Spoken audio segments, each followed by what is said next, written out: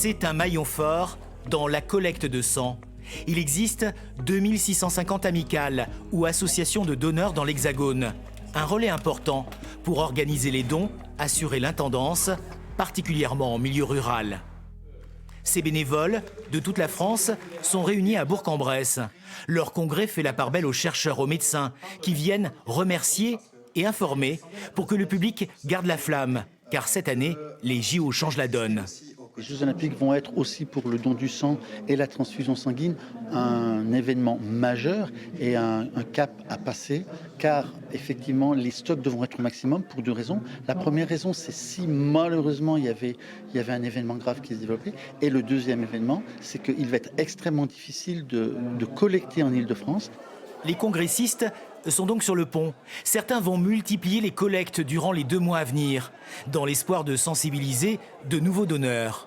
Les jeunes aujourd'hui, on leur dit c'est gratuit, allez-y. Vous pouvez donner un don aujourd'hui, on ne vous demande pas de l'argent, on vous demande votre sang. À 2 mois des Jeux, toutes les initiatives sont bonnes à prendre pour mobiliser. En marge du congrès, le mot d'ordre passe. Déjà, nous devons passer ce week-end un petit peu difficile et le reste du mois de mai pour lequel nous avons beaucoup de jours fériés cette année. Et c'est pour ça qu'il est important que les donneurs se mobilisent tous les jours de l'année et notamment pendant cette période. Et ensuite, nous allons continuer à faire monter crescendo notre niveau de stock d'environ 10 000 produits par rapport à aujourd'hui pour atteindre un niveau de stock que nous jugerons suffisant à l'approche du 15 juillet. Ici, les gouttes de sang sont des bijoux. Le plasma, un trésor. C'est important parce qu'en fait, les médicaments sont fabriqués à partir de ce plasma.